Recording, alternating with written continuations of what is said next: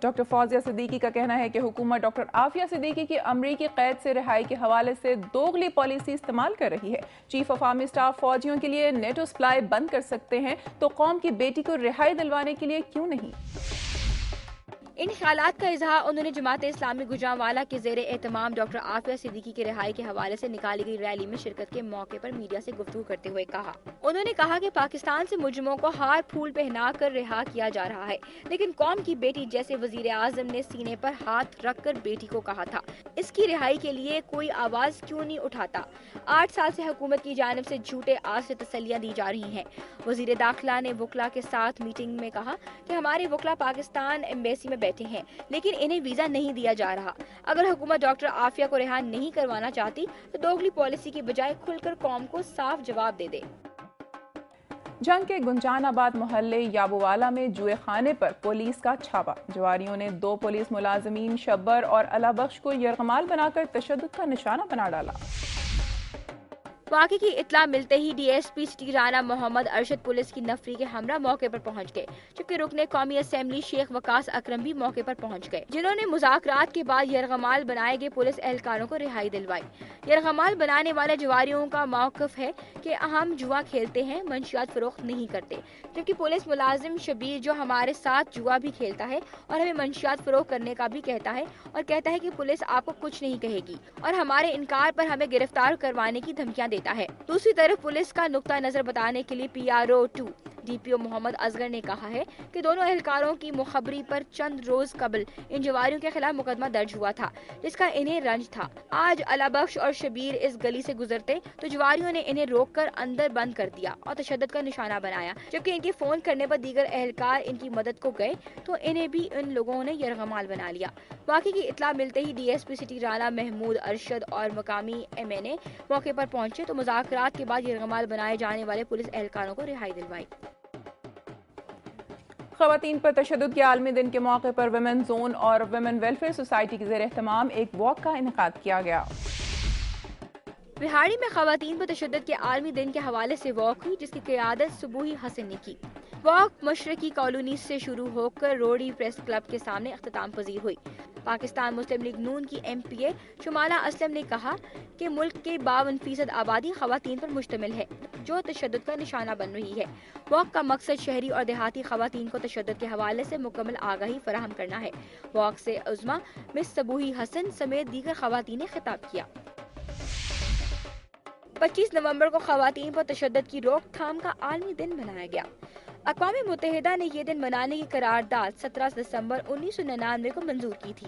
خواتین پر تشدد کی روک تھام کے دن کے حوالے سے مختلف تنظیموں کی جانب سے تقریبات کا انعقاد کیا گیا۔ اہم بات یہ ہے کہ خواتین پر تشدد کی روک تھام اور انہیں انصاف کی فراہمی کے لیے جو تنظیمیں کام کر رہی ہیں، ان کی توجہ شہریوں تک محدود ہے۔ ملک کے دور دراز پسماندہ علاقوں میں خواتین پر ہونے والے تشدد کے واقعات کی طرف کم توجہ دی جاتی ہے اور ان خواتین کو اپنی زندگیوں میں انصاف نہیں ملتا۔ دیہاتیوں میں خواتین کو غیرت کے نام پر قتل کرنے کے علاوہ انہیں ونی قرآن پاک سے شادی کرانے، سام رکھنے، جہیز کم لانے پر تشدد کا نشانہ بنانے، خواتین اور کم سن بچیوں کے ساتھ جنسی زیادتیوں، جبری مشقت لینے، انہیں قید کرنے سمیت خواتین کے حقوق کی سنگین خلاف ورزیاں کی جاتی ہیں۔ تحفظ ناموس رسالت صلی اللہ علیہ وآلہ وسلم گوچرا کے زیر اہتمام 295C کے قانون کو ختم کرنے کی حکومتی کوششوں اور گورنر پنجاب وزیر قانون پنجاب کی طرف سے گستاخ رسول صلی اللہ علیہ وآلہ وسلم آسیہ کی حمایت کے خلاف ایک احتجاجی ریلی نکالی گئی۔ ریلی کا آغاز دربار شریف پیر شہ سوار علی شاہ مہدی محلے سے ہوا۔ ریلی پھاٹک چوک مہدی محلہ قائد اعظم روڈ گوجرا سے ہوتی ہوئی چوک مالکاں والا میں جلسہ عام کا روپ دھار گئی۔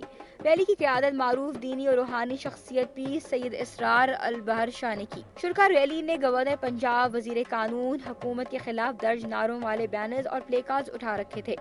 شرکا ریلی نے گورنر پنجاب، وزیر قانون پنجاب اور حکومت کے خلاف شدید نعرہ بازی کی۔ पत्तोकी से रुकन कौमी असेंबली राना महमूद एहसाक ने कहा है कि नवाज शरीफ को तीसरी मरतबा भी अवामी ताकत से वजीर आजम बनवाएंगे। तहसील काउंसिल पत्तोकी में मुल्तान रोड की तामीर मुकम्मल होने पर उन्होंने कहा कि नवाज शरीफ 1997 से 1999 के दरमियान अपने 2.5 साल दौर में जो काम किए वो 50 साल में भी नहीं हो सके। उन्होंने कहा कि उनके दौर में 40 करोड़ रुपए की लागत से अंदरून शहर मुल्तान रोड सड़क की तामीर मुकम्मल हो गई है, जो इससे कबल नहीं हुई थी। गोजर खान शहर में मरकजी अंजुमन ताजरान ने अपनी मदद आप के तहत टीएमए के वर्कर्स के साथ मिलकर सफाई मुहिम का आगाज किया। ताजरों ने टीएमए के वर्कर्स के साथ मिलकर गोजर खान के रोड पर से पत्थर, लिफाफे और गंदगी के ढेर उठाए। मरकजी अंजुमन ताजरान गोजर खान के वफ्द ने दुनिया न्यूज से बात करते हुए कहा कि इस सफाई मुहिम के लिए हर हफ्ते में एक रोज मुख्तस किया गया है, जिसमें गोजर खान शहर के मुख्तलिफ इलाकों की सफाई की जाएगी। नाज़रीन, सुबह पंजाब से मौसूल होने वाली रिपोर्ट्स और खबरों के बाद अब आपको लिए चलेंगे गिलगित बल्तिस्तान की दुनिया में। आए नजर डालते हैं वहां से मौसूल होने वाली रिपोर्ट्स पर।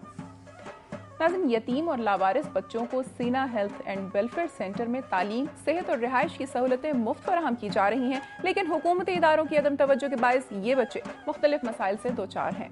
मज़ीद तफसीलात जानते हैं खालिद हुसैन की रिपोर्ट। सीना हेल्थ एंड वेलफेयर सर्विसेज की बुनियाद 1990 में रखी गई थी, जहां उस वक्त 120 से जायद बच्चे जेरे तालीम हैं, जिनमें अक्सरियत लड़कियों की है। इन बच्चों को म्यारी तालीम के साथ साथ कंप्यूटर, सिलाई कढ़ाई और मुख्तलिफ दस्तकारियों की तरबियत दी जाती है। सेंटर से 40 के करीब लावारिस बच्चों को मुखय्यर हजरात ने गोद ले रखा है। इसके बावजूद हुकूमत के अदम ताउन की वजह से ये बच्चे इदारे के लिए एक बड़ा चैलेंज है। मेरे तालीमी अखराजात बर्दाश्त नहीं कर सकती थी माँ, इसलिए मुझे इस हॉस्टल में दाखिला दिया गया और यहाँ पे लाने के बाद मुझे मेरे वालिदैन का प्यार, उसके अलावा मेरी अखलाकी तरबियत, मेरी अच्छी तालीम के अलावा बहुत सारी फैसिलिटीज़, जिसमें हमें इंग्लिश लैंग्वेज के ट्रेनिंग, कंप्यूटर क्लासेस के ट्रेनिंग और दूसरे बहुत से सहूलियात यहाँ पे मुयसर है हमें। मेरा यहाँ पर 5 साल हो गया है। मैं घर का माली मजबूरी की वजह से यहाँ आया हूँ। मुझे यहाँ बहुत प्यार और मोहब्बत के साथ पढ़ाया जाता है और मैं यहाँ पर बहुत खुश हूँ। मैं मुस्तकबिल में जस्टिस बनना चाहता हूँ। चेयरमैन शेरबाज का दावा है कि बच्चों को म्यारी तालीम के साथ साथ घर जैसा माहौल फराहम किया गया है। गिलगित बल्तिस्तान जैसे पसमानदा इलाके में ऐसे फलाई मराकज़ का क़याम एक खुश आइंद इक़दाम है। खिदमत खलक के जज्बे से सरशार सीना हेल्थ एंड वेलफेयर सर्विसेज की बुनियाद 1990 में चंद इंसानियत दोस्त रजाकारों ने रखी। इस इदारे का मकसद बेसहारा और ज़रूरतमंद बच्चों को म्यारी तालीम के साथ साथ इनको मुआशरे का कारामद शहरी बनाना है, ताकि ये मासूम बच्चे मुल्क की तामीर और तरक्की में अपना किरदार अदा कर सकें। कैमरामैन शाहिद करीम के साथ खालिद हुसैन, दुनिया न्यूज़, गिलगित। नाज़रीन, आज का प्रोग्राम आपने मुलाहिजा किया। स्कूलों की ज़बूहाली के साथ साथ लाइब्रेरियों की खस्ता हाली का तज़किरा भी आज के प्रोग्राम में शामिल रहा, जबकि सेहत और दीगर शोबों के साथ साथ सैलाब मुतासिरीन के बारे में खबरें और रिपोर्ट्स को भी प्रोग्राम का हिस्सा बनाया गया। मेरी धरती मेरी दुनिया की टीम अवामी मसाइल को अरबाब इख्तियार तक पहुँचाने के लिए कोशां है, लेकिन मसाइल की दुरुस्त निशानदही के लिए आपका ताउन ज़रूरी है। अपनी तजावीज़ और आरा के लिए हमारा ईमेल एड्रेस नोट कर लें, mdmd@duniatv.tv। प्रोग्राम का वक्त खत्म हो रहा है, फिर हाजिर होंगे अवामी मसाइल का जायजा लेती खबरों और रिपोर्ट्स के साथ। अपनी मेज़बान अमीना खान और मेरी धरती मेरी दुनिया की टीम को इजाज़त दीजिए। अपना बहुत ख्याल रखिएगा। अल्लाह हाफ़िज़।